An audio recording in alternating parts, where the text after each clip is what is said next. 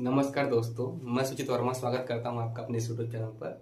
और आज हम इस सेकंड पार्ट में आपको पढ़ाएंगे आगे के सवालों को जो बोर्ड एग्जाम्स के लिए बहुत ही इंपॉर्टेंट है। तो ज़्यादा देर न करते हुए चलिए वीडियो की शुरुआत करते हैं। तो देखिए, ये सवाल नंबर 4 है। 3 तक हमने पिछली वीडियो में करा रखा है, ठीक है। तो क्वेश्चन नंबर 4 क्या है कि वाई अक्ष पर स्थित किसी बिंदु का भुज क्या होगा। वाई अक्ष पर स्थित किसी बिंदु का भुज क्या होगा। अब आपको भुज या कोटि नहीं पता है, पिछले वीडियो में नहीं बताए थे, तो हम बता देते हैं तुरंत, थोड़ा सा सारे एक्सप्लेन कर देते हैं। देखिए, आपको पता है निर्देशांक के बिंदु क्या होते हैं, एक्स और वाई। ये तो पता होंगे कि बिंदु क्या होते हैं, एक्स और वाई। तो जो एक्स होता है ना, उसी को हम भुज बोलते हैं, और जो वाई होता है उसी को हम क्या बोलते हैं, कोटि बोलते हैं। यानी कि एक्स के जगह जो होता है उसे भुज बोलेंगे और वाई की जगह जो होता है उसे कोटि बोलेंगे। अब इसमें आइए देखते हैं, कहा वाई अक्ष पर स्थित किसी बिंदु का निर्देशांक क्या होगा या भुज क्या होगा, ऐसा बोल दिया ना। तो देखिए क्या करेंगे, वाई अक्ष पर स्थित है, पहले आप एक्स अक्ष और वाई अक्ष बना लीजिए। ये आपका एक्स अक्ष है और ये आपका वाई अक्ष है, ठीक है। अब कह रहा है वाई अक्ष पे स्थित है। वाई अक्ष कौन सा है, ये वाला है, वर्टिकल वाला। इस पर अगर कोई भी बिंदु है, देख रहा है ना, ठीक है। तो आपको पूछ रहा है भुज क्या होगा। तो एक्स पे क्या एक बिंदु है कि नहीं है, कहेंगे सर एक्स पे तो नहीं है, वाई पे तो है ही। एक्स पे नहीं है तो एक्स पे क्या मान लेंगे, 0 मान लेंगे, और वाई पे सिर्फ वाई लिख दीजिए, ठीक है। तो इसका भुज क्या हो जाएगा, 0। यानी कि अगर वाई अक्ष पे कोई बिंदु की बात करेगा तो एक्स हमेशा क्या होना चाहिए, 0। एक्स सही हमारा क्या है, भुज। यानी कि भुज क्या हो गया, इसका 0 हो गया। इस क्वेश्चन का आंसर क्या हो गया, 0 हो गया। ऐसे नेक्स्ट क्वेश्चन देखिए, उस बिंदु की कोटि क्या होगी जो वाई अक्ष पर स्थित है। अब देखिए पहले वाई अक्ष देख लीजिए, ये देखिए एक्स अक्ष है और ये क्या है, वाई अक्ष है, ठीक है। बोला एक्स अक्ष पे है, यानी कि इस पे कोई बिंदु है, क्या वाई पे है, नहीं है। एक्स अक्ष पे अगर कोई बिंदु होता है तो वाई पे क्या बोल देते हैं, 0। एक्स पे कुछ तो बिंदु होगा है। तो देखिए वाई पे 0 हो गया ना, इसी को क्या बोलते हैं हम, कोटि बोलते हैं। यानी कि कोटि इसका क्या हो गया, 0 हो गया। आप समझ गए होंगे, एक्स अक्ष पे कोई बिंदु है तो उसका वाई 0 होता है, और वाई अक्ष पे कोई बिंदु है तो उसका एक्स 0 होता है। और जो एक्स की जगह पे होता है उसे भुज बोलते हैं, और जो वाई की जगह पे होता है उसे कोटि बोलते हैं। समझ आया तक बात, ठीक है बच्चों। चलिए आगे देखते हैं। अब अगला क्वेश्चन क्या है, यदि कोई बिंदु वाई अक्ष पर हो तो उसका कौन सा निर्देशांक ज्ञात है। अभी बताया है ना, अगर वाई अक्ष पे होगी तो एक्स क्या होगा, 0। यानी कौन सा हमको ज्ञात है, एक्स अक्ष का निर्देशांक क्या है, हमको ज्ञात है, एक्स अक्ष का निर्देशांक ज्ञात है, ठीक है। एक्स अक्ष का निर्देशांक होगा क्या, बताया था ना, वाई अक्ष पे है तो एक्स हमेशा क्या होगा, 0 होगा, ठीक है। यही आपका क्या हो जाएगा, आंसर हो जाएगा। हमेशा ध्यान दीजिएगा, फिर से मैं बता रहा हूं। देखिए पहले भुज और कोटि क्या है, एक्स के जगह जो होता है उसे भुज बोलते हैं, वाई के जगह जो होता है उसे कोटि बोलेंगे। अगर कोई बिंदु वाई अक्ष पे है तो वहां पे एक्स 0, और कोई बिंदु एक्स अक्ष पे है तो वहां वाई 0। यहाँ पे देखिए वाई अक्ष पे है तो एक्स क्या हो गया, 0, जो हमें ज्ञात रहेगा हमेशा, ठीक है। देखिए क्वेश्चन नंबर 7 क्या कह रहा है, कह रहा है क्या कोई बिंदु ऐसा हो सकता है जो एक्स अक्ष और वाई अक्ष दोनों पर हो। पहले तो ये पता करिए कि क्या कोई ऐसा बिंदु हो सकता है जो एक्स अक्ष पर भी हो और वाई अक्ष पे हो। आप कहेंगे बिल्कुल हो सकता है, देखिए कैसे। ये आपको पता है, ये क्या है, एक्स अक्ष है, ये क्या है, वाई अक्ष है, ठीक है। तो देखिए ऐसा बिंदु अगर यहाँ कोई बिंदु लेंगे तो सिर्फ एक्स अक्ष पे है, यहाँ पर लेंगे तो किसी वाई अक्ष पे है, इधर भी कहने लेंगे तो एक्स, समझ गए ना। हमको कहाँ लेना है, यहाँ पे मूल बिंदु, यहाँ पे एकदम सेंटर पे, यहीं पे जो बिंदु होगा उसको क्या 0 और 0 बोलेंगे। यही एक ऐसा बिंदु है जो एक्स अक्ष पर भी है और वाई अक्ष पर है, उसे कहते क्या है, इसे बोलते हैं मूल बिंदु। क्या बोलते हैं, मूल बिंदु। उसको निर्देशांक क्या क्या है, निर्देशांक उसके हैं 0 0। तीनों क्वेश्चन का आंसर मिल गया आपको। ऐसा कोई बिंदु हो सकता है जो एक्स अक्ष वाई अक्ष दोनों पे, कहेंगे आप हाँ बिल्कुल हो सकता है। फिर बोलेगा उसे कहते क्या है, तो आप बोलेंगे उसे मूल बिंदु कहते हैं। अब फिर बोलेगा उसके निर्देशांक क्या क्या है, तो आप बोलेंगे निर्देशांक उसके क्या है, 0 और 0। यही एक ऐसा बिंदु है जो एक्स अक्ष और वाई अक्ष दोनों पर है। समझ आ गई बात। चलिए देखिए क्वेश्चन नंबर 8 क्या है, कि बोल रहा है दो बिंदु के बीच की दूरी निकालिए। जैसे आपको सवाल दिख रहा होगा ये बोर्ड पे, ठीक है। अब दो बिंदुओं के बीच की दूरी निकालने के पहले तो आपको फार्मूला पता होना चाहिए। फार्मूला क्या होता है कि करडी में अंडर x2 माइनस x1 का होल स्क्वायर और प्लस y2 माइनस y1 का होल स्क्वायर, ये अंडर रूट के अंदर रहता है। देख लीजिए लिखा हुआ है ना, ये फार्मूला हमने पहले से ही लिख रखा है जिससे थोड़ा सा टाइम बचे, ठीक है। और ये आपके 4 सवाल है इधर, ठीक है। आपको चारों सवालों को बीच की दूरी पता करनी है, दो बिंदुओं के बीच की दूरी। ये बोर्ड एग्जाम की दृष्टि से बहुत ही इंपॉर्टेंट है, बोले यह सवाल आने का बहुत ज्यादा चांस रहता है, और 2 नंबर या 1 नंबर में सवाल जरूर आता है। चलिए देखते हैं, शुरू करते हैं। सवाल नंबर ये पहला ही देखते हैं। बोला 0 0 और 3 और 4 के बीच की दूरी निकालिए। तो सबसे पहले आपको पता होना चाहिए फार्मूला जैसे कि आपको पता हो चुका है, ठीक है, अब आपको क्या पता होना चाहिए कि इसमें x1 x2 कौन सा है, y1 y2 कौन सा है, क्योंकि देखिए सवालों में जरूरत पड़ेगा ना x1 x2 और y1 y2 का। सबसे पहले सवाल को लिख लीजिए। सवाल नंबर 1 क्या है, 0 और 0, और दूसरा बिंदु क्या है, 3 और 4। ठीक है, अब देखिए क्या करेंगे, ये जो पहले में लिखा हुआ है ना, एक तो x होता है एक y होता है, इतना तो आपको पता होगा। इसमें भी एक x है और एक y है, इतना भी आपको पता होगा। ठीक है, अब x और y है तो पहले वाले को बोल दीजिए x1 और दूसरे वाले को बोल दीजिए y1। इसमें भी xy है ना, इसको बोल दीजिए x2 और इसको बोल दीजिए y2। ठीक है, देखिए बिंदु लिख लीजिए। पहले वाला 0 है और y1 क्या है, 0 है। x2 क्या है, 3 है, और y2 क्या है, 4 है। अब कुछ नहीं करना, सीधा आपको फार्मूला लगाना है, मान रखना है और हल कर देना है। ठीक है, कैसे, बीच की दूरी को हम d से दिखाएंगे तो फार्मूला क्या होता है, x2 माइनस x1 का होल स्क्वायर और प्लस y2 माइनस y1 का होल स्क्वायर। ठीक है, आगे देखिए क्या करेंगे, x2 कितना है, 3, x1 कितना है, 0, होल स्क्वायर कर दीजिए, प्लस y2 कितना है, 4, y1 कितना है, 0, होल स्क्वायर कर दीजिए। अब 3 में 0 हटाएंगे 3 ही बचेगा, ये आपको पता है। 4 में 0 हटाएंगे 4 ही बचेगा, ये भी आपको पता है।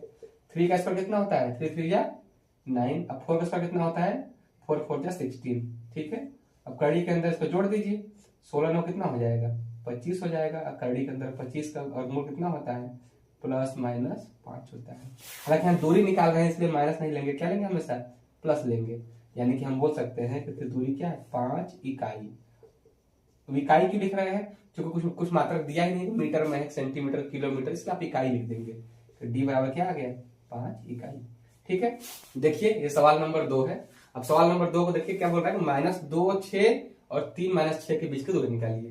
हमने इसको नहीं मिटाया क्योंकि इसकी जरूरत नहीं पड़ी मिटाने की, इसकी जरूरत पड़ेगी अभी। देखिए हम इसको इरेज कर दे रहे हैं, x1 y1 जरूरत पड़ेगी ना अभी।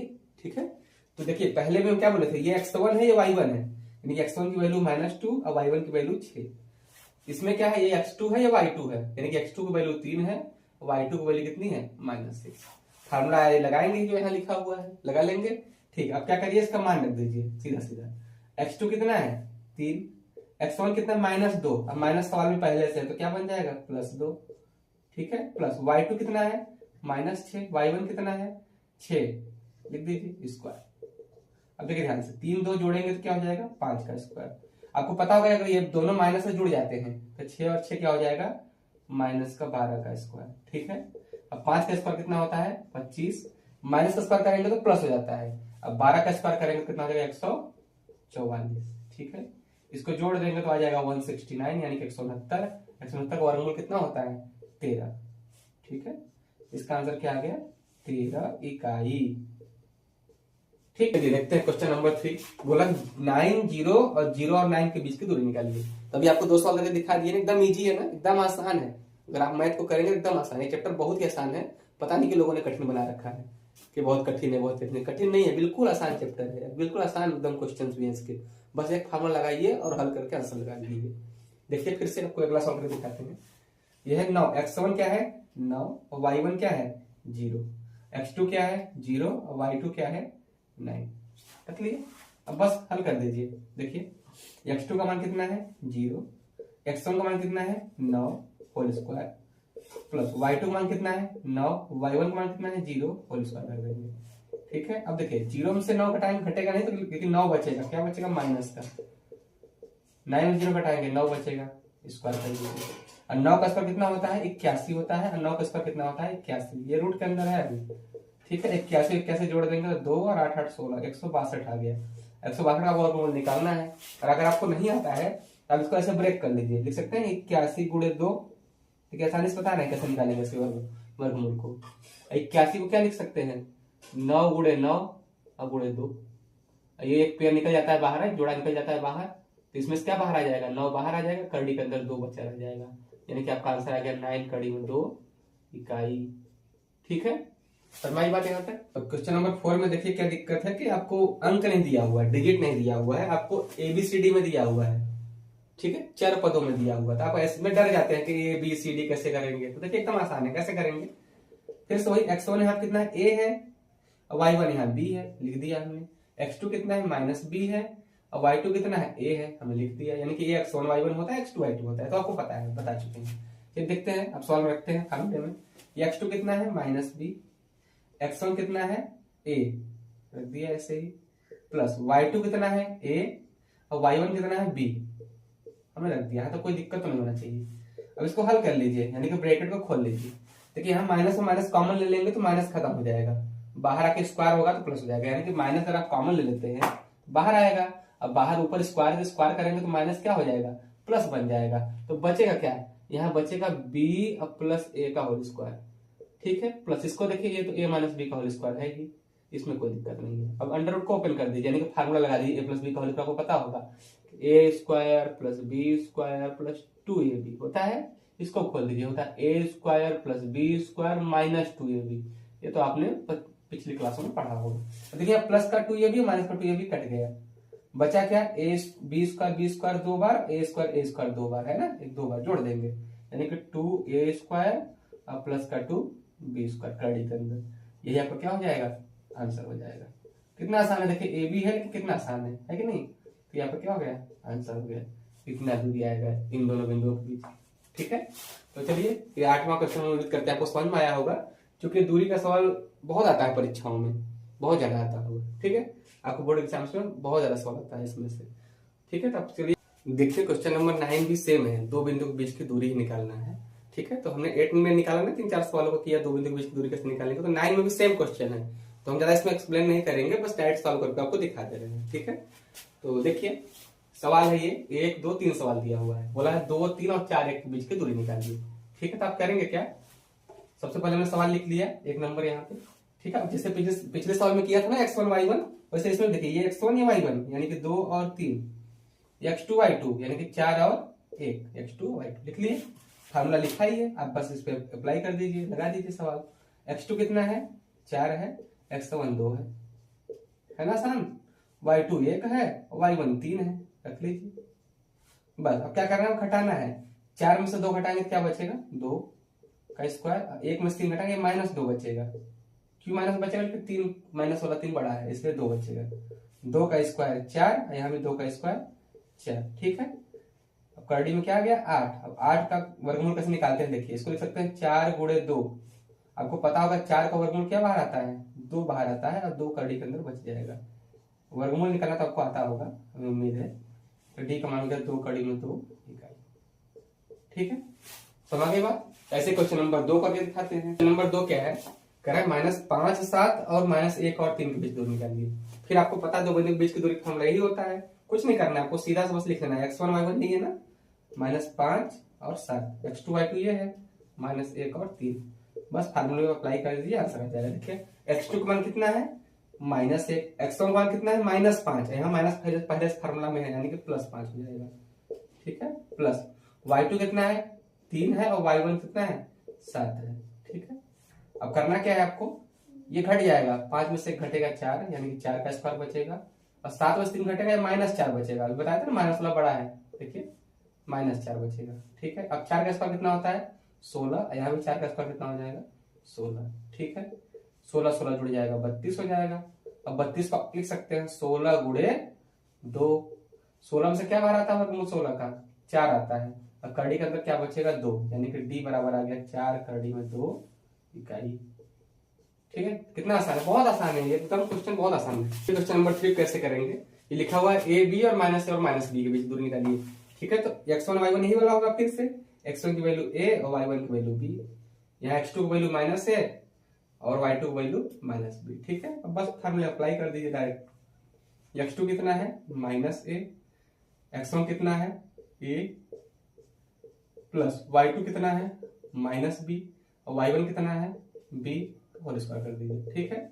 अब देखिए a और a जुड़ जाएगा, दोनों माइनस से जुड़ जाता है तो -2 ये हो जाएगा, ठीक है। ये भी देखिए b और b दोनों माइनस जुड़ जाएगा, -2b का स्क्वायर हो जाएगा, कोई दिक्कत यहाँ तक तो है नहीं। अब ये कैसे करेंगे, माइनस का स्क्वायर आपको पता है प्लस हो जाता है, यहाँ भी माइनस का स्क्वायर क्या हो जाएगा प्लस हो जाएगा, ठीक है। अच्छा अब 2 का स्क्वायर क्या होता है 4, a का स्क्वायर a स्क्वायर लिख देंगे, 2 का स्क्वायर होता है 4, अब b को स्क्वायर को b स्क्वायर लिख देंगे, ठीक है। अब देखिए इन दोनों में 4 है ना, 4 कॉमन ले लीजिए यानी कि बाहर ले लीजिए, क्या बचेगा सिर्फ a स्क्वायर बचेगा, यहाँ पे क्या बचेगा b स्क्वायर, 4 हमने क्या ले लिया बाहर ले लिए। अब 4 का वर्गमूल आपको पता ही होगा क्या होता है 2 होता है, यानी कि 2 बाहर आ जाएगा, यहाँ बचेगा a square plus b square, ये d की वैल्यू आ गई, मतलब की दूरी आ गई, 2 करड़ी में a square plus b square इकाई। देखिए कितने आसानी से हमने 8वां 9वां दोनों सॉल्व कर लिया। अब बीच की दूरी निकाल दिया। ठीक है दोस्तों, आज की वीडियो में बस इतना ही रखते हैं और मिलते हैं अपने नेक्स्ट वीडियो में और नए कॉन्सेप्ट के साथ। ठीक है, तो देखिए ये होमवर्क का सवाल भी आपके लिए कि बिंदुओं 0 0 और 36 15 के बीच की दूरी ज्ञात कीजिए। क्वेश्चन नंबर 10 है, इसी चैप्टर का अगला क्वेश्चन है। ठीक है, तो आप इसको जरूर होमवर्क में करिएगा और कमेंट सेक्शन में इसका आंसर जरूर दीजिएगा। ठीक है, तो चलिए मिलते हैं फिर नेक्स्ट वीडियो में नए क्वेश्चन के साथ। अगर आपको ये वीडियो पसंद आई होगी तो चैनल को लाइक सब्सक्राइब जरूर कर दीजिएगा। धन्यवाद।